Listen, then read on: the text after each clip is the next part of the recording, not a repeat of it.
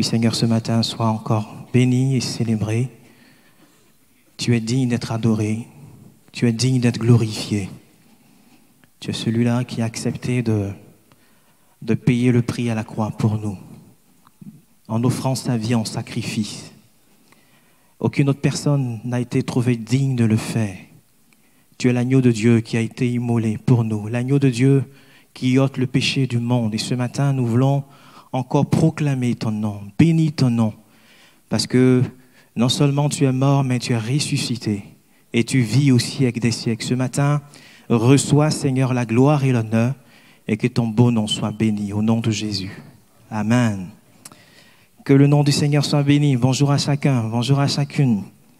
Comme d'habitude, je suis très heureux de me retrouver là avec vous, de pouvoir ensemble chanter, glorifier le nom de ce merveilleux Sauveur qui un jour est venu à frapper à la porte de chacun de nos cœurs et nous a fait la grâce d'ouvrir notre cœur et de le recevoir par la foi. Et depuis ce jour, on chemine ensemble avec ce merveilleux Sauveur. Et moi, en tout cas, jusqu'à présent, il ne m'a pas déçu. Je ne sais pas si c'est le cas pour vous. Est-ce que Jésus vous a déçu? Amen. Que son beau nom soit béni. Un grand merci au groupe de louanges qui nous a conduits dans ce temps. Voilà. Ce matin, je voudrais parler de la cohérence de Dieu. Est-ce que Dieu est cohérent? Et c'est ce que je voudrais voir avec vous ce matin, à partir d'un texte de l'Ancien Testament. Bien sûr, on va parcourir aussi des textes du Nouveau Testament. Nous allons ouvrir nos Bibles dans le livre de l'Exode, le deuxième livre de la Bible, Exode, le chapitre 3. Nous lirons du verset 13 à 15. Dieu est-il cohérent? Exode 3, verset 13 à 15.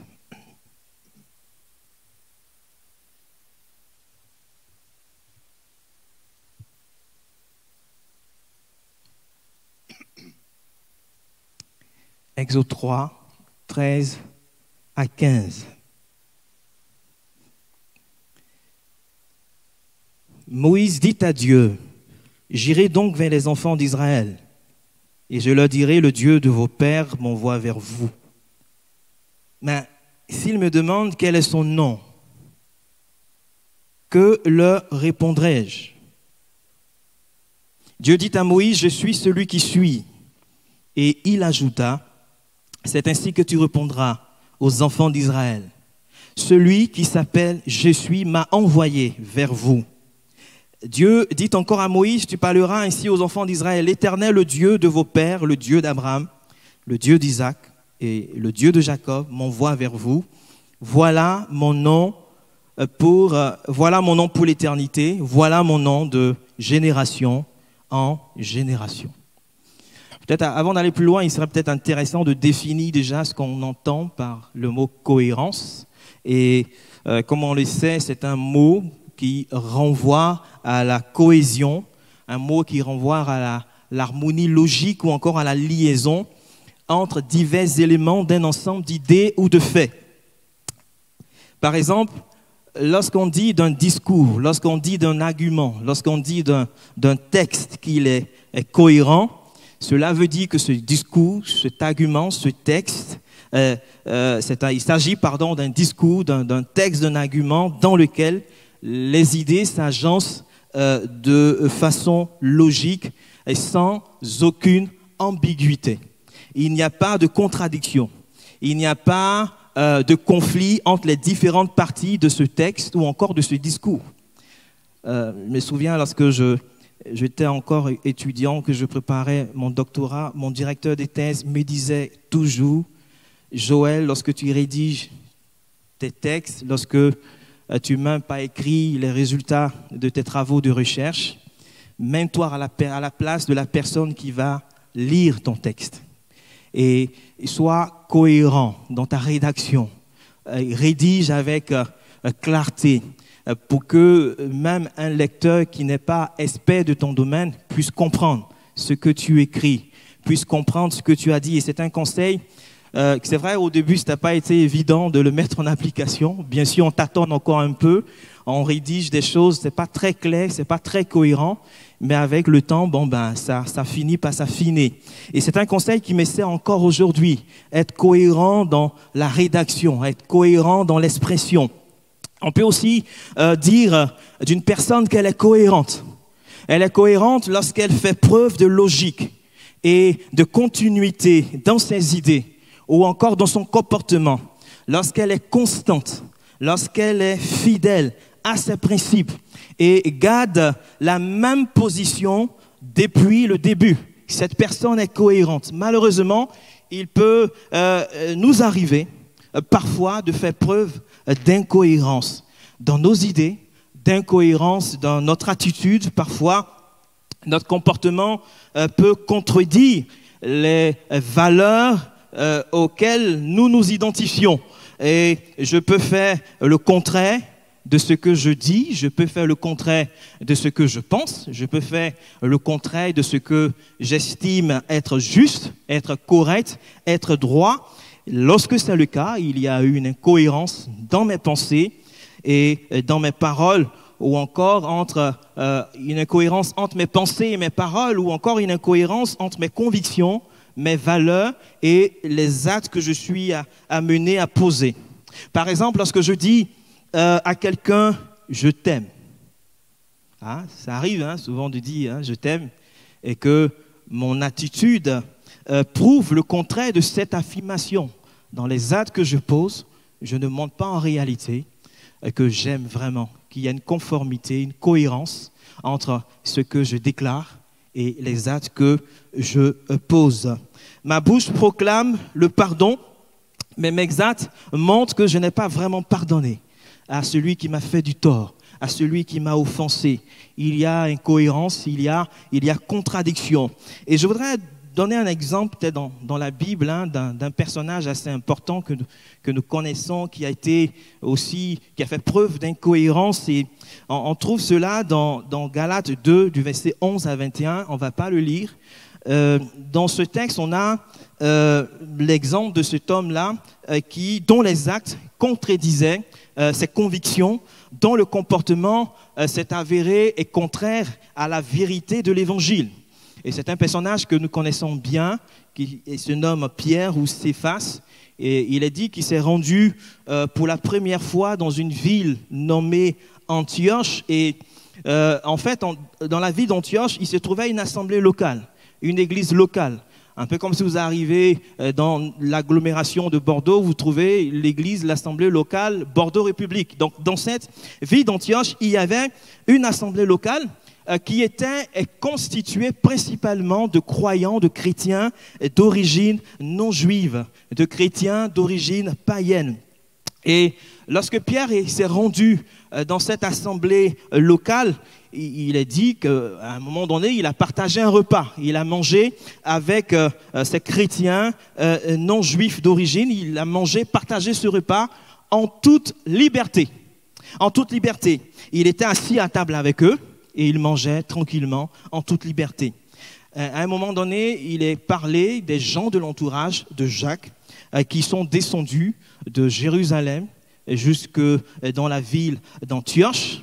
Et lorsque Pierre a vu que ces gens de l'entourage de Jacques étaient arrivés à Antioche, il s'est levé tout doucement de la table. La Bible déclare qu'il s'est esquivé, il s'est retiré, il s'est tenu à l'écart de ces chrétiens d'origine non juive. Il a cessé de manger avec eux à la même table que ces croyants. Il s'est retiré de la communion avec ses frères d'origine païenne.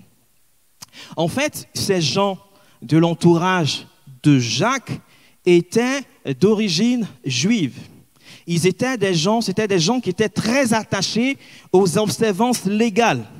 Et Pierre savait que ces personnes seraient offensées lorsqu'elles le verraient en train de manger, être assis à table avec ces chrétiens d'origine païenne qui n'étaient pas soumis à la loi de Moïse. Aux yeux de ces personnes de l'entourage de Jacques, ces chrétiens d'origine païenne n'étaient pas, j'ai envie de dire, du tout chrétiens. Ou encore, c'était des chrétiens, mais inférieurs aux chrétiens d'origine juive, parce qu'il leur manquait quelque chose. Il manquait quelque chose à leur foi, comme par exemple la circoncision. Et Pierre s'est dit, mais, bon, si ces gens de l'entourage de Jacques me voient partager un repas avec ces chrétiens d'origine non juive, d'origine païenne, ils iront raconter cela à Jérusalem. Et c'est ma réputation qui va prendre un coup. C'est ma réputation qui sera entachée. Pierre se préoccupait de l'opinion de ces personnes. Il se préoccupait de la réputation, de sa réputation et de son influence comme responsable parmi les Juifs. Cela dit, en se séparant de la communion avec ces chrétiens d'origine païenne, en fait, Pierre les traitait comme s'ils n'étaient pas vraiment sauvés. Et comme s'ils n'avaient pas été libérés, délivrés. Or, il savait que Dieu n'exigeait pas que les chrétiens d'origine juive se soumettent à la loi de Moïse pour leur salut. Pierre savait que ces chrétiens d'origine non juive, d'origine païenne, étaient justifiés par la foi en Jésus-Christ, par la foi seule en Jésus-Christ. Et Pierre le savait. Il a vu des choses se passer. Il savait ces choses-là. Malheureusement, il s'est conduit de la sorte. Et il n'était pas le seul, parce qu'il y avait aussi Barnabas qui était là dans les parages.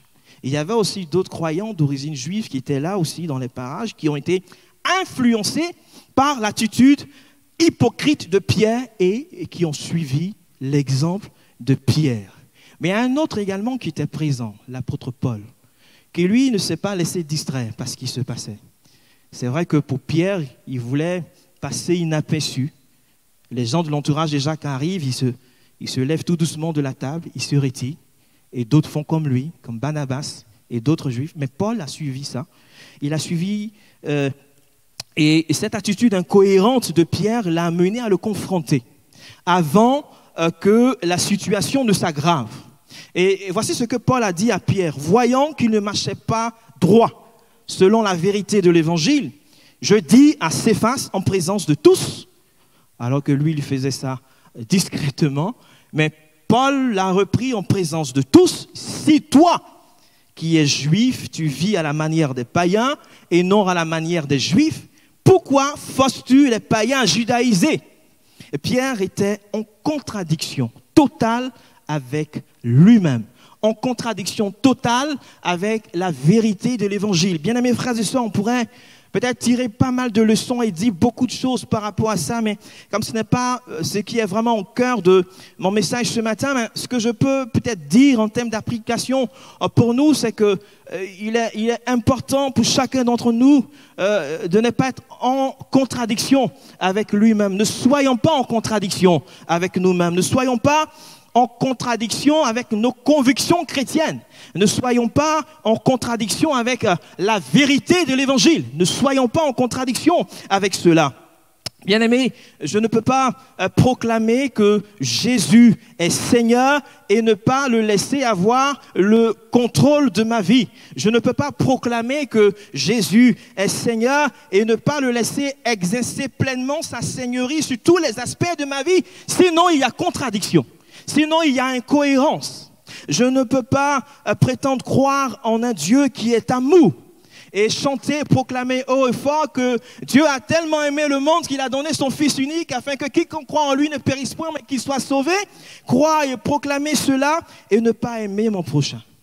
Je ne peux pas prétendre aimer le Dieu que je ne vois pas et haïr mon prochain que je vois. Sinon, il y a contradiction. Je ne peux pas avoir été pardonné de tous mes péchés, alors que ma dette était énorme. Et moi, en retour, refuser le pardon à quelqu'un qui m'a offensé. Et vous avez dans la parole de Dieu cet homme-là qui avait une dette immense envers un roi et qui était incapable de payer sa dette. Il a supplié ce roi. Et cet homme a été acquitté de la totalité de sa dette. Une dette qu'il ne pouvait pas rembourser, qu'il ne pouvait pas payer. Mais la dette a été entièrement annulée, elle a été effacée. Mais après cela, cet homme allait trouver un autre homme qui lui devait de l'argent.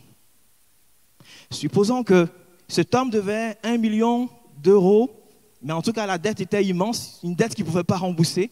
Mais je donne juste un exemple pour qu'on puisse voir 1 million d'euros au roi.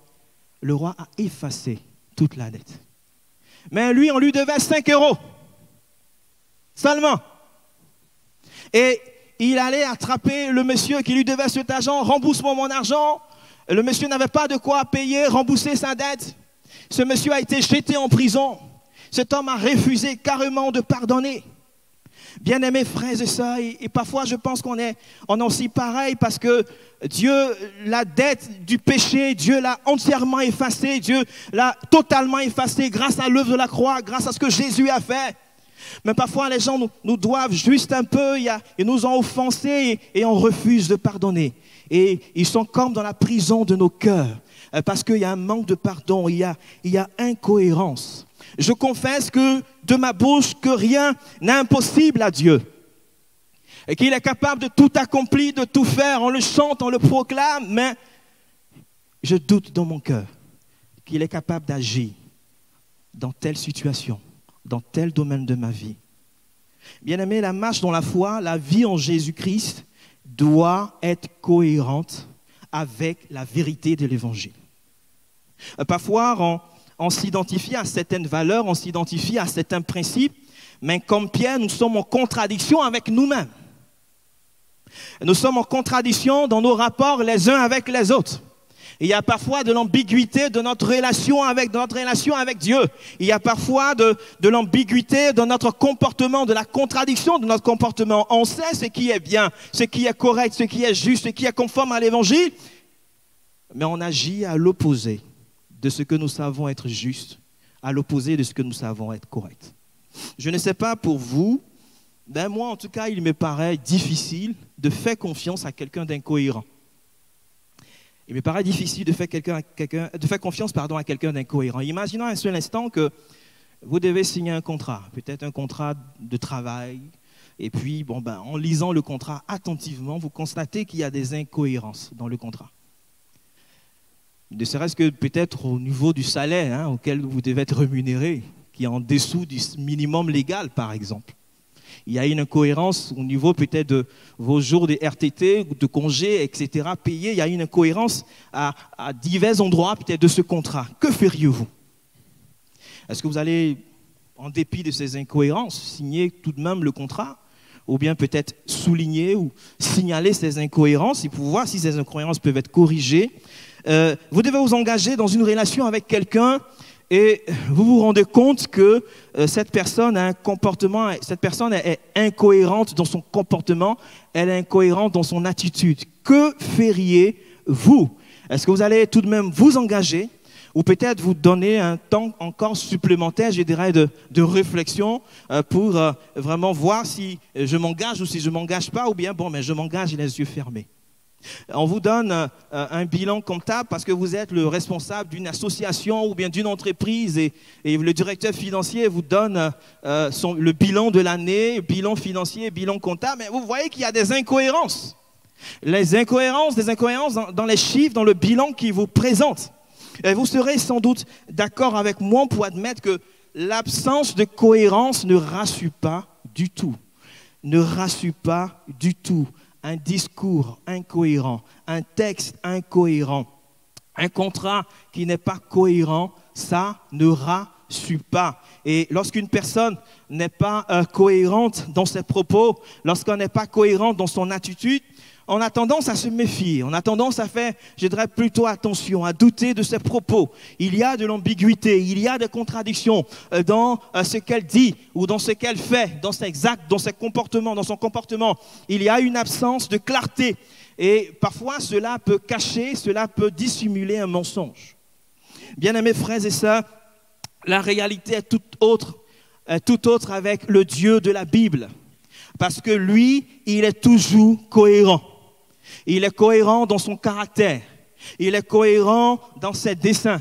Il est cohérent dans ses promesses. Il est cohérent dans ses actes. Il n'y a absolument rien d'ambigu en Dieu. il n'y a aucune contradiction dans les paroles de Dieu, aucune contradiction dans les œuvres de Dieu, aucune contradiction dans les actes de Dieu. Contrairement aux hommes, Dieu ne peut pas promettre à quelqu'un quelque chose qu'il n'est pas capable de réaliser, quelque chose qu'il n'est pas capable de faire. Dieu ne peut pas promettre à quelqu'un ou faire des choses qui ne correspondent pas à sa nature, qui ne correspondent pas à son caractère. Et même lorsque la vie semble instable et imprévisible, les pensées de Dieu demeurent toujours claires. Les projets de Dieu demeurent toujours clairs. Même lorsque les hommes ne savent pas où ils vont, Dieu, lui, il sait toujours où il va. Dieu, il est entièrement fiable. On peut se confier à lui. On peut lui faire entièrement confiance parce qu'il a un Dieu cohérent. Toujours cohérent. Et le texte que nous avons parcouru ensemble s'inscrit dans le contexte d'un dialogue, d'un entretien, d'une discussion entre Dieu et Moïse. Et Dieu s'est adressé à Moïse alors que Moïse était hors d'Égypte. Comme nous le savons, il a dû fuir l'Égypte où il était prince pour se rendre à Madian parce qu'il avait tué un Égyptien. Et à Madian, il a été accueilli dans la famille d'un homme nommé Jéthro. Il n'a pas été accueilli simplement. Jéthro lui a donné l'une de ses filles pour épouse. Et Moïse s'occupait du troupeau de son beau-père Jéthro. Un jour, alors qu'il faisait paître le troupeau de Jéthro, Dieu s'est présenté à Moïse de façon extraordinaire.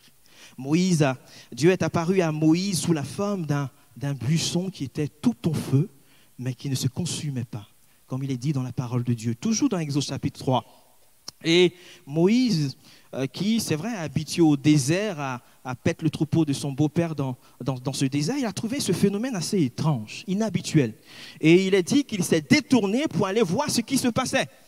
Et c'est ainsi que Dieu s'est adressé à Moïse. Tout d'abord, Dieu a dit à Moïse de ne pas s'approcher et d'ôter ses souliers parce que la terre sur laquelle il se tenait était une terre sainte. Ensuite, Dieu s'est présenté à Moïse comme étant le Dieu d'Abraham, le Dieu d'Isaac, le Dieu de Jacob. Enfin, Dieu a fait une déclaration à Moïse. Et il lui a dit ceci, et je résume, j'ai vu la souffrance de mon peuple, j'ai entendu ses cris et je suis descendu pour le délivrer de la main des Égyptiens. Et à partir de ce moment, Dieu a annoncé à Moïse comment il allait effectuer cette délivrance, cette libération de son peuple qui était dans une condition d'esclavage en Égypte. Et pour ce faire, Dieu a dit à Moïse, maintenant, va, je t'enverrai auprès de Pharaon. Et tu feras sortir d'Égypte mon peuple, les enfants d'Israël. Et en réponse à l'appel qui lui a été lancé par Dieu, Moïse a soulevé certaines objections. Vous les connaissez, enfin en tout cas si vous lisez le récit, vous allez voir la totalité de ces objections. Mais en tout cas, l'une d'entre elles se trouve au verset 13 de notre texte. Et comme nous avons parcouru ensemble, il a dit, « J'irai donc vers les enfants d'Israël et je leur dirai, le Dieu de vos pères m'envoie vers vous. Mais, s'ils me demandent, quel est son nom? Que leur répondrai-je? Que leur répondrai-je » Tout se passe comme si pour Moïse, il n'était pas suffisant d'aller voir les Israélites et en tant que porte-parole de l'Éternel, aller les voir et leur dire, bon, écoutez, le Dieu de nos pères, il s'est révélé à moi alors que je faisais paître le troupeau de mon beau-père et voici ce qu'il m'a dit. Pour Moïse, il serait évident que les Israélites allaient lui demander sous quel nom il s'est révélé à toi. Ce Dieu qui s'est révélé à toi, quel est son nom? Comment il s'appelle? Est-ce qu'il a un nom? Et cette objection soulevée par Moïse exprime en réalité sa crainte de voir les Israélites douter de la déclaration selon laquelle le Dieu de leur père, le Dieu d'Abraham, d'Isaac, de Jacob, l'a vraiment envoyé vers eux pour les sauver, pour les délivrer de l'esclavage en Égypte. Il y a également le fait que, dans le contexte du monde du Proche-Orient ancien, chaque divinité possédait un nom personnel, avait un nom personnel. Et lorsque les gens souhaitaient s'approcher d'une divinité pour réclamer secours, pour implorer son aide, ces personnes estimaient qu'il était indispensable, qu'il était important de connaître le nom de cette divinité. Cela dit, Moïse pose cette question au Dieu de ses pères. Mais tu t'appelles comment? Quel est ton nom? Si tu ne me dis pas comment tu t'appelles, les gens ne vont pas me croire. Ils ne vont pas croire que c'est toi qui m'as envoyé vers eux. Je dois être capable, je dois être en mesure de leur donner un nom, de leur dire comment s'appelle celui qui m'envoie vers eux. Et Dieu a répondu à la préoccupation de Moïse en disant ceci: je suis celui qui suis. Et il ajouta: c'est ainsi que tu répondras aux enfants d'Israël. Celui qui s'appelle je suis m'a envoyé vers vous. Et toujours dans ce contexte-là du monde du Proche-Orient ancien, il est dit comme ça que les rois commençaient leur discours par l'expression « je suis ». Ils commençaient comme ça leur discours. Et dans ce texte, Dieu commence donc sa déclaration en réponse à la question qui lui a été posée par Moïse. Il répond de manière similaire à la formule d'introduction de la déclaration des rois du monde du Proche-Orient ancien. En d'autres termes, Dieu veut dire aux Israélites que c'est lui qui est le véritable je suis. Il veut dire aux Israélites que c'est lui qui est le véritable roi, que c'est lui qui est le roi des rois, que c'est lui qui est le véritable roi de l'univers. Et ce roi, il ne s'appelle pas Baal, ce roi, il ne s'appelle pas Astarté, ce roi, il ne s'appelle pas Kémosh, des faux dieux, des divinités qui en réalité ne le sont pas, mais il s'appelle Yahvé et il est le grand je suis. Et ce nom je suis indique qu'il n'y a jamais eu de moment où Dieu n'existait pas. Et si vous voulez fouiller, chercher un moment dans l'histoire de l'humanité où Dieu n'a jamais existé, où Dieu n'existait pas, en tout cas, vous allez passer beaucoup de temps en vain parce que vous n'allez jamais trouver ce moment. Et ce nom « Je suis » est là également pour nous dire qu'il n'y a pas de moment, il n'y aura pas de moment où Dieu cessera d'exister.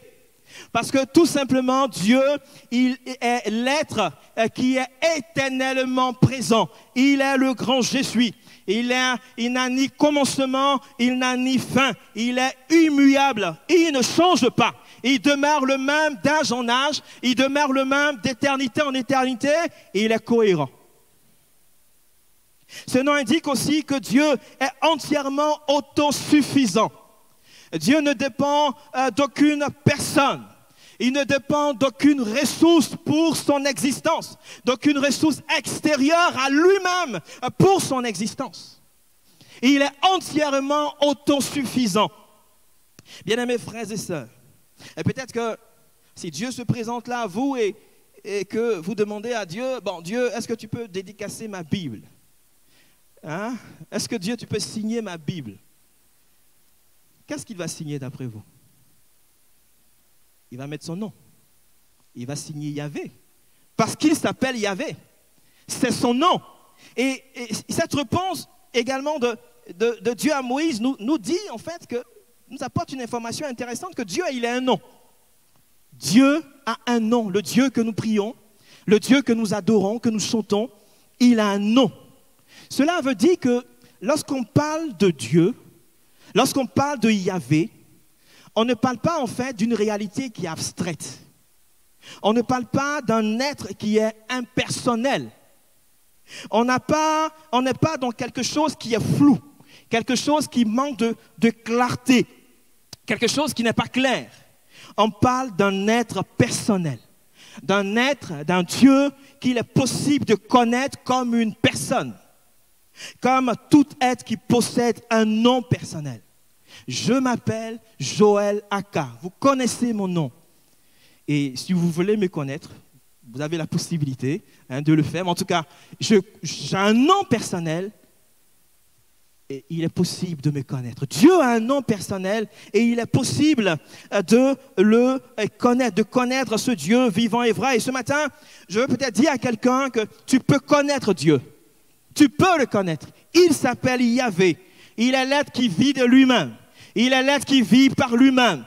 Il est l'être qui est complètement autosuffisant. Il est éternellement présent. Tu peux connaître Dieu, ce Dieu vivant et vrai. Tu peux connaître Yahvé parce qu'il se laisse connaître. Tu peux le connaître parce qu'il se laisse trouver par celui qui le cherche. Tu peux avoir une connaissance intime, une connaissance personnelle, une connaissance profonde de ce Dieu vivant, de Yahvé. Tu peux le connaître. Quand on lit le texte, Dieu ne dit pas seulement ouais, « je m'appelle, je suis ». Il dit aussi « je suis celui qui suis ». Ou encore, on pourrait dire « je suis ce que je suis ». Je suis celui qui suis ou je suis ce que je suis. C'est intéressant, je pense, de le noter parce qu'il s'agit d'un nom qui nous parle d'une cohérence, comme on l'a dit, d'une cohérence de Dieu, d'une certaine cohérence de Dieu. Et Moïse pose la question, mais comment tu t'appelles? Et en réponse, Dieu dit, bon, en quelque sorte, écoute Moïse. Mon peuple est en esclavage dans un pays où la population locale adore des divinités étrangères, des divinités, de faux dieux. Et en fait, ce sont des dieux, les dieux de l'Égypte ou encore les dieux des nations environnantes, ce sont des dieux qui ne sont pas cohérents. Des divinités qui ne sont pas cohérentes. Ce sont des divinités qui ont des yeux, mais qui ne voient rien. Ce sont des divinités qui ont une bouche, mais qui ne parlent pas. Des divinités qui ont des oreilles, mais qui n'entendent pas. Et les gens vont offrir des sacrifices à ces divinités. Les gens vont apporter une adoration, suivre un rituel pour ces divinités, mais ces divinités sont impuissantes pour sauver. Elles sont impuissantes pour délivrer. Moïse, va dire à mes enfants, va dire à mon peuple la chose suivante. Contrairement à ces faux dieux, et même contrairement aux hommes, moi, l'Éternel, ce que je le suis vraiment. Ce que je le suis réellement. Et je le suis d'une manière tout à fait cohérente. Je suis toujours fidèle à moi-même. Je suis toujours fidèle à ma propre nature. Je suis toujours fidèle à tous mes attributs. Je suis fidèle à mon caractère. Lorsque je dis quelque chose, je tiens parole. Je ne change pas. Je suis cohérent. Je suis toujours fidèle à mes promesses. Moïse va dire à mon peuple, va dire à mes enfants qu'il n'y a absolument rien d'ambigu en moi, qu'il n'y a aucune contradiction en moi. Je suis entièrement un Dieu qui est digne de confiance. Ils peuvent compter sur moi pour les sauver. Ils peuvent compter sur moi pour les délivrer parce que je tiendrai parole. Je suis réellement ce que je suis. Je suis le Dieu vivant et vrai et je viens pour te sauver, pour sauver mon peuple. Et voici c'est ce message-là que Dieu demande à Moïse de communiquer à son peuple. Bien-aimés frères et sœurs, parfois les gens ne sont pas réellement ce qu'ils prétendent être. Mais Dieu n'est pas autre chose que ce qu'il est réellement. Il est vraiment ce qu'il est à travers ses desseins, à travers ses promesses, à travers ses projets. Lorsque Dieu décide d'accomplir quelque chose, il est cohérent dans ses desseins. Il est cohérent dans ses projets. Lorsqu'il promet quelque chose, il est fidèle à ses promesses. Quel que soit le nombre d'années, quel que soit le temps qui passe, Dieu reste cohérent dans ses desseins et dans l'accomplissement de ses promesses. Ce que Dieu dit, il le pense vraiment. Il le pense réellement. Parfois, on peut dire des choses et ne pas vraiment penser ce qu'on dit, ce qu'on affirme. Mais lorsque Dieu déclare quelque chose, il le pense réellement. Il y a une cohérence entre ce que Dieu pense et ce qui sort de sa bouche. Il y a une cohérence entre ce que Dieu pense et ce qu'il promet de faire. Les paroles qui sortent de la bouche de Dieu expriment vraiment ce qu'il pense en lui-même. Il n'y a aucune ambiguïté entre les pensées et la parole de Dieu. Au verset 15 de notre texte, il est dit ceci: tu parleras aux enfants d'Israël, l'Éternel Dieu, Tu parleras pardon ici aux enfants d'Israël. L'Éternel, le Dieu de vos pères, le Dieu d'Abraham, le Dieu d'Isaac et le Dieu de Jacob m'envoie vers vous. Voilà mon nom pour l'éternité. Voilà mon nom de génération en génération. Là, en fait, c'est comme si Dieu donnait une information supplémentaire à ce nom. Je suis celui qui suis. Mais je suis celui qui suis le Dieu de vos ancêtres. Le Dieu d'Abraham, le Dieu d'Isaac et le Dieu de Jacob. Et je pense qu'une fois, j'en parlais un mardi soir dans une prédication. En fait, ici, tout se passe comme si Dieu était en train de relier, de rattacher cette nouvelle génération d'Israélites qui étaient en esclavage en Égypte. Il la rattache en fait à la promesse qui a été faite à leurs ancêtres, la promesse patriarcale, la promesse qui a été faite à Abraham, la promesse qui a été réitérée à Isaac et réitérée à Jacob. Tout se passe comme si Dieu voulait dire à cette nouvelle génération, oui, il est vrai que là, actuellement, c'est compliqué pour vous. Il est vrai que vous êtes en difficulté, en grande souffrance. Il est vrai que vous êtes en situation d'esclavage. Le Pharaon vous a assujetti à un esclavage impitoyable. Et vous avez peut-être l'impression, le sentiment que moi, l'Éternel, je vous ai délaissé, je vous ai abandonné. Mais en réalité, vous êtes inclus dans mes projets. Vous êtes inclus dans mon plan. Vous êtes inclus dans mes desseins. Ces desseins, ce que j'ai dit à Abraham, ce que j'ai dit à Isaac, ce que j'ai dit à Jacob, cela vous concerne également. Vous êtes inclus dans ces projets. Et Dieu dit à son peuple, oui, j'ai vu votre souffrance. J'ai entendu vos cris. Les cris que vous font pousser vos oppresseurs. Et je suis descendu pour vous délivrer de la main des Égyptiens. Bien-aimés frères et sœurs, vous savez, parfois, lorsqu'on parcourt la parole de Dieu, d'un chapitre à un autre, on lit Genèse 15, après Genèse 16. Parfois, ou bien d'un livre à un autre, parfois, on ne fait pas trop attention au gap temporel qu'il y a entre deux chapitres même, ou encore deux livres. Parfois, il peut y avoir un gap temporel important. Par exemple, lorsque on lit Genèse, la fin du chapitre de Genèse, où on a Jacob qui s'installe en Égypte, avec toute sa famille, sous la tutelle de Joseph, qui était premier ministre en Égypte à l'époque, fin de Genèse. Et après, on saute, on vient au livre de l'Exode, où en fait Joseph était mort depuis déjà très très longtemps. Il y a eu un nouveau pharaon qui s'est levé en Égypte, qui n'a pas connu Joseph. Et bon, vous connaissez l'histoire, qui va assujettir Israël à un esclavage impitoyable. Mais entre ces deux époques, il y a un gap temporel de 400 ans. Un gap temporel de 400 ans, un gap temporel de 4 siècles. C'est-à-dire en fait qu'entre l'époque des patriarches et l'époque de Moïse et du peuple qui est en situation d'esclavage, il y a 400 ans qui séparent ces deux époques. 4 siècles qui séparent ces deux époques. Le peuple était en situation d'esclavage. On n'a pas forcément tous les détails de ce qui s'est passé autour de cette longue période de silence. Cependant, lorsque Dieu, là, 4 siècles après, 400 ans après, se présente à Moïse, il le fait comme étant le Dieu d'Abraham, comme étant le Dieu d'Isaac, comme étant le Dieu de Jacob. Dieu, en fait, est en train d'établir une continuité entre ces deux époques qui sont séparées de 4 siècles. Bien-aimés frères et sœurs, il n'y a pas de discontinuité dans les desseins de Dieu, parce que Dieu reste toujours cohérent dans ses desseins. Il reste cohérent dans ses promesses. Et ces 400 ans de silence peuvent apparaître comme une incohérence dans le déroulement de l'agenda divin, dans le déroulement du programme de Dieu pour son peuple. Comme étant une période imprévue, comme étant un défaut de prévision, défaut d'anticipation, défaut de planification, comme une période qui marque une certaine discontinuité dans le déroulement des desseins de Dieu. Oui, d'un point de vue humain, on peut dire oui, il y a eu un défaut quelque part, on n'a pas bien prévu, les prévisions n'ont pas été bonnes. Cependant, d'un point de vue divin, ce n'est pas vrai, parce que cela faisait partie du plan de Dieu pour son peuple. D'ailleurs, lorsqu'on lit Genèse, le chapitre 15, Dieu avait fait allusion à ces événements de l'avenir, à ces 400 ans de souffrance du peuple après lesquels il viendrait pour les sauver. Il viendra pour les délivrer. Bien-aimés frères et sœurs, Dieu est cohérent dans ses projets. Dieu est cohérent dans l'accomplissement de ses promesses.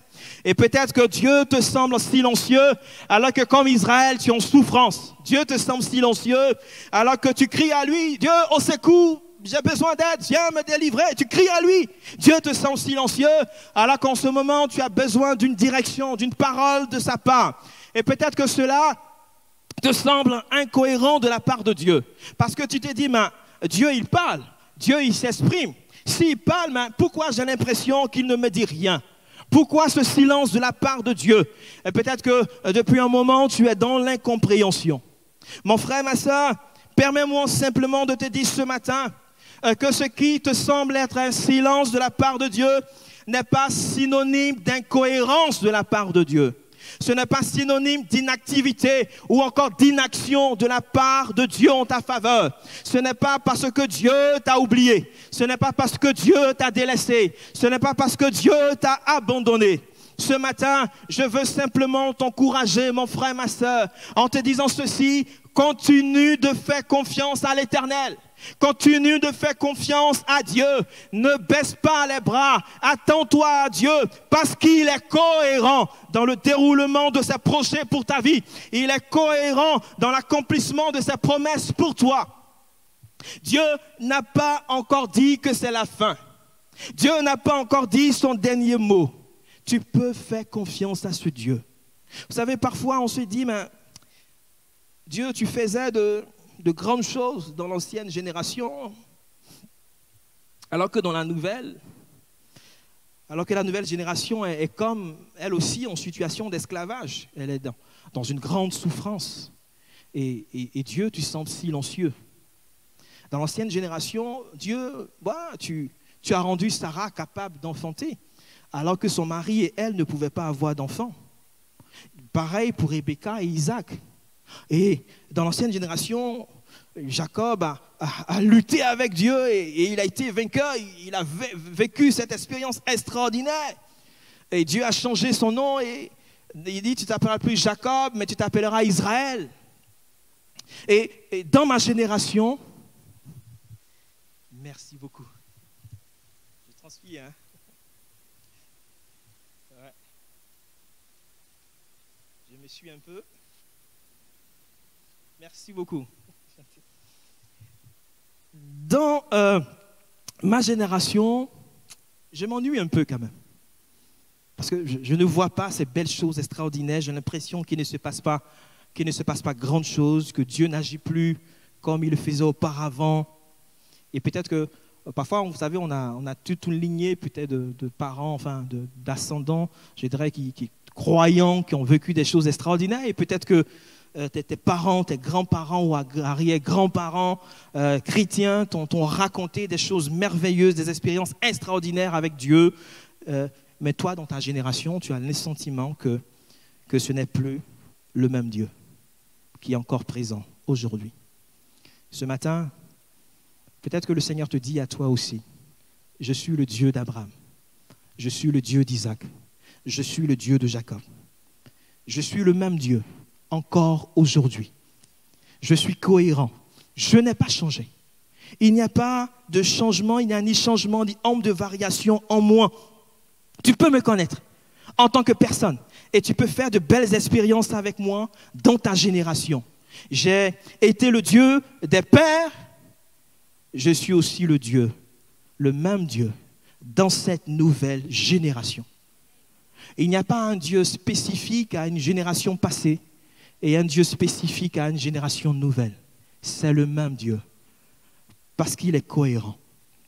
Bien-aimé, Dieu est aussi cohérent dans ses actes. Il y a une cohérence entre la parole de Dieu, ses promesses et les actes de Dieu. Ce qu'il dit, il le fait vraiment. Ce qu'il promet, sa main l'accomplit. Dieu dit, je suis ce que je suis. Mais qu'est-ce qu'il est exactement? Il est ce qu'il est à travers ses actes, à travers son œuvre, à travers ses actions. C'est ce qui va révéler plus tard, c'est ce que Dieu, va révéler plus tard dans des actes de jugement envers Pharaon, qui va lui découvrir le sens du nom de Dieu. je suis celui qui suis, qui va découvrir ça. Hein. Il va comprendre que l'Éternel est vraiment l'Éternel, mais aussi par des actes de délivrance, des actes de salut, des actes en faveur du peuple d'Israël. Lorsque le temps ne permet pas de voir tout ça, mais lorsque vous lisez Exode du chapitre 7 jusqu'au chapitre 12 du livre de l'Exode, nous avons une description des 10 fléaux, des 10 plaies qui ont frappé l'Égypte. Et ces fléaux ont montré la vraie profondeur des attributs de Dieu sur le Pharaon. Ces fléaux ont démontré que c'est Dieu qui a la main puissante et non le Pharaon qui avait assujetti Israël à l'esclavage. Il pensait que c'était lui qui avait la main puissante, mais à travers ces fléaux, Dieu lui a montré qu'en réalité, c'est lui qui a la main puissante et non le Pharaon. Dieu a envoyé ces fléaux pour prouver qu'il est vraiment ce qu'il est dans ses actes de jugement et dans ses actes de salut. Il s'est engagé à délivrer son peuple de la main de Pharaon. Eh bien, il a tenu son engagement. Et il a fait cela. Ces fléaux avaient aussi pour objet la démonstration de la main puissante de Dieu sur les dieux de l'Égypte. Lorsque ces fléaux sont apparus, aucun dieu de l'Égypte ne pouvait aider. Aucun dieu de l'Égypte ne pouvait sauver, délivrer de ces fléaux. Il y a certains même qui pensent, le temps ne permet pas d'en parler, j'avais noté et puis après j'ai enlevé pour gagner du temps, que ces fléaux étaient même adressés à un dieu spécifique, à une divinité spécifique de l'Égypte. Bien-aimés frères et sœurs, en Exode 20, le verset 2, Dieu ajoute quelque chose d'autre. Je suis l'Éternel ton Dieu, qui t'a fait sortir du pays d'Égypte, de la maison de servitude. Je suis l'Éternel ton Dieu, qui t'a fait sortir du pays d'Égypte, de la maison de servitude. Ici, on peut remarquer que Dieu donne encore là, une fois de plus, un peu plus de contenu à son nom. Et depuis ce moment-là, on ne peut plus parler de l'Éternel sans parler de cet acte de délivrance. La délivrance du pays de l'Égypte, la délivrance de l'esclavage. Désormais, cela fait même partie de l'identité de Dieu. Je suis l'Éternel, ton Dieu, qui t'a fait sortir du pays d'Égypte. Ça fait désormais partie de son identité. Bien-aimé, Dieu, il est le je suis qui sauve. Dieu, il est le je suis qui délivre de la captivité. Dieu, il est le je suis qui brise les chaînes de l'esclavage. Il est le je suis qui fait sortir des prisons, sortir des situations même les plus compliquées. Il est vraiment ce qu'il est dans ses actes de salut, dans ses actes de délivrance, dans ses actes de guérison. Il est réellement ce qu'il est. Il a dit à Moïse, j'ai vu la souffrance de mon peuple qui est en Égypte. J'ai entendu les cris que lui font pousser ses oppresseurs, car je connais ses douleurs. Je suis descendu pour le délivrer de la main des Égyptiens et pour le faire monter dans ce pays, dans un bon et vaste pays, dans un pays où coule le lait et le miel. Et peut-être que le Seigneur te dit à toi aussi ce matin, mon frère, ma soeur, mon enfant, ma fille, mon fils, j'ai vu ta situation, j'ai vu ta souffrance. Je vois les larmes que tu verses tout le temps là dans ton coin secret. J'ai vu ton chagrin, j'ai vu tes peines. J'ai aussi entendu les cris que te font pousser tes oppresseurs. Je ne sais pas ce qui t'oppresse, ce qui t'afflige en ce moment. Je ne sais pas dans quelle situation tu te trouves en ce moment. Mais ce matin, le Seigneur te dit qu'il ne fait pas que voir. Il te dit qu'il ne fait pas qu'entendre, mais il descend également pour agir. Il descend également pour te sauver. Il descend également pour te délivrer. Il descend également pour prendre en main ton problème, pour prendre en main ta situation. Il descend pour s'impliquer personnellement dans ta situation. Ce matin, tu peux expérimenter que l'Éternel est vraiment ce qu'il est. À travers ses actes de délivrance, à travers ses actes de salut, à travers ses actes de libération. Il est cohérent. Ce que sa bouche dit, sa main l'accomplit. Amen. En Exode 33, le verset 19, Dieu va dire également ceci, je fais grâce à qui je fais grâce et miséricorde à qui je fais miséricorde. Je ne sais pas pour vous, mais ça fait penser également à cette formule-là. Je suis celui qui suis. Je fais grâce à qui je fais grâce et miséricorde à qui je fais miséricorde. Je suis celui qui suis. On pourra se dire, mais Dieu, à qui est-ce que tu fais grâce? À qui est-ce que tu fais miséricorde? Et si on veut rester fidèle au contexte du texte, ici, en fait, Dieu, c'est à Israël qui fait grâce.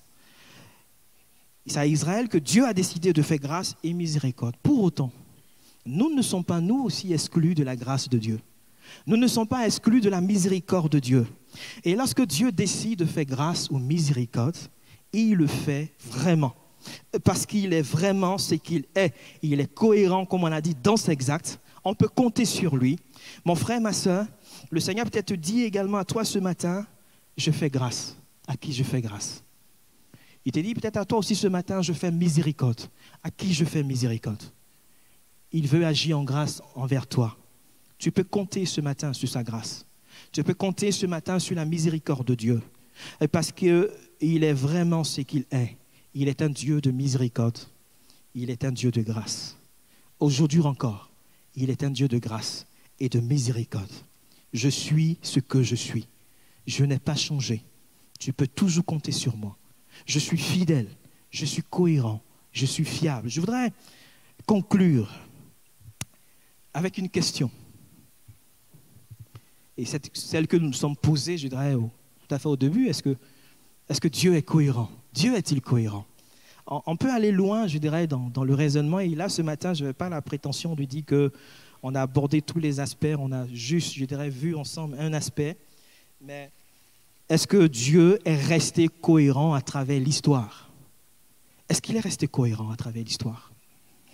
De l'Ancien Testament jusqu'au Nouveau Testament, Dieu est-il resté vraiment ce qu'il est?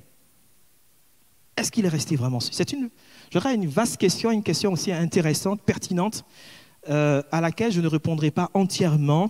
Permettez-moi simplement d'attirer votre attention sur le fait que dans le Nouveau Testament, plus précisément dans l'évangile de Jean, Jésus a fait cette déclaration introduite par l'expression « je suis » et suivie d'un attribut. Et ces 7 « je suis » de Jésus suivis d'un attribut sont les suivants. Et je pense que vous les connaissez bien. C'est des choses que nous voyons en préparation au baptême, par exemple. Il va dire « je suis le pain de vie ». Jean 6, 35. « Je suis la lumière du monde ». Jean 8, verset 12. « Je suis la porte ». Jean 10, verset 7 et 9. « Je suis le bon berger ». Jean 10, 11, 14. « Je suis la résurrection et la vie ». Jean 11, 25. « Je suis le chemin, la vérité et la vie ». Jean 14, 6 et le dernier, « Je suis le vrai sceptre ». En Jean 15, le verset 1. Et dans le judaïsme, cette expression « je suis » était comprise comme étant le nom de Dieu. Et cela dit, chacune de ces proclamations avec l'expression « je suis » suivie d'un attribut dans le Nouveau Testament relie tout simplement le Seigneur Jésus à la révélation de ce Dieu de l'Ancien Testament, en particulier cette révélation d'Exode 3, verset 14, comme étant le grand « je suis ». En d'autres termes, « je suis » est un titre divin que le Seigneur Jésus s'est souvent attribué lui-même, comme s'il s'identifiait clairement à la voix qui s'est exprimée dans le désert à travers le buisson ardent. Bien-aimés frères et sœurs, le grand « je suis » qui s'est révélé à Moïse dans l'Exode a pris une forme humaine dans la personne de Jésus-Christ, son Fils unique et bien-aimé. Le « je suis » de l'Ancien Testament, il est le même qui s'est manifesté en Jésus-Christ dans le Nouveau Testament. Et cela atteste encore une fois de la cohérence de Dieu à travers l'histoire. La cohérence de Dieu dans l'histoire, notamment dans le déroulement de son plan de salut, dans le déroulement de son plan de rédemption pour toi, pour moi, pour toute l'humanité. La Bible dit également de Jésus qu'il est le même hier, aujourd'hui et éternellement. Il n'existe pas un nouveau Jésus aujourd'hui. Si on vous dit qu'il y a un nouveau Jésus qui est à la mode actuellement, qui est à tel endroit, c'est faux. Il n'existe pas un nouveau Jésus aujourd'hui. Il n'existe pas un nouveau Jésus aujourd'hui qui serait moins puissant, qui serait moins compatissant, qui serait moins miséricordieux que ce Jésus qui s'est révélé dans le Nouveau Testament. Un Jésus qui pardonne moins aujourd'hui. Lorsque vous demandez pardon, il va, non, là, ici, c'est trop grave, donc je ne pardonne pas ce péché. Un Jésus qui fait moins grâce aujourd'hui. Un Jésus qui sauve moins aujourd'hui, qui délivre moins aujourd'hui. Un Jésus qui guérit moins aujourd'hui. Mon frère, ma sœur, la nature de Jésus, telle que révélée dans la parole de Dieu, est la même encore aujourd'hui. Il est le même hier, il est le même aujourd'hui, il est le même éternellement. C'est le grand je suis de l'Exode qui est descendu parmi nous dans la personne de Jésus-Christ, son Fils unique et bien-aimé. Et c'est le grand je suis qui s'est abaissé jusqu'à notre niveau dans la personne de Jésus. Il est descendu en Jésus-Christ sur le bois de la croix. Lorsque le corps de Jésus a été brisé, lorsque le sang de Jésus a été répandu à la croix pour le pardon de nos péchés. Oui, en Jésus, Dieu est descendu. Et il n'est pas descendu juste comme ça, comme un touriste. Il est descendu pour sauver. Il est descendu pour délivrer. Il est descendu pour libérer. Il est descendu pour agir en grâce envers toi, envers toute l'humanité, parce qu'il t'aime, parce qu'il nous aime. Il a vu notre souffrance. Il a vu l'esclavage dans lequel nous étions tous plongés à cause du péché. Il a entendu nos cris de douleur, de souffrance, et il est descendu pour nous sauver. Il est descendu pour nous libérer. Il est descendu pour nous libérer de l'esclavage. Ce matin, ce n'est pas un nouveau Jésus qui se trouve même au milieu de nous. Parce que la Bible déclare que là où 2 ou 3 sont réunis en son nom, au nom de Jésus, il est au milieu d'eux. Ce n'est pas un nouveau Jésus qui est présent parmi nous, mais c'est le même Jésus qui est présent parmi nous. C'est le même Jésus qui continue d'être parmi nous, d'être en toi, d'être avec toi, qui continue d'être parmi nous par son esprit. Il est cohérent dans sa nature. Il est cohérent dans ses desseins, il est cohérent dans ses promesses, il est cohérent dans ses actes de salut et de délivrance. Il est entièrement fiable et entièrement digne de confiance. Ce matin, ce même Jésus, ce doux Jésus, ce merveilleux Jésus veut te faire du bien. Fais-lui simplement confiance et attends-toi à lui ce matin. Nous allons couper nos fronts et fermer nos yeux. Et peut-être que ce matin, tu as besoin qu'on prie pour toi par rapport à ce que tu traverses. Et peut-être que tu te poses cette question, mais est-ce que ce Dieu-là, est-ce qu'il est toujours cohérent? Est-ce qu'il n'a pas changé d'avis? Est-ce qu'il est toujours cohérent? Ce matin, le Seigneur te dit qu'il est cohérent. Il est vraiment ce qu'il est. Et il n'est pas autre chose que ce qu'il est. Il est ce qu'il est dans ses promesses. Il est vraiment ce qu'il est dans ses plans, dans ses projets. Il est vraiment ce qu'il est dans ses actes de salut, de délivrance. Et ce matin, il veut te faire du bien. Alors que les têtes sont baissées et que les yeux sont fermés, si tu as besoin qu'on t'aide dans la prière, lève simplement ta main. Et nous allons prier pour toi. Amen, j'ai vu votre main.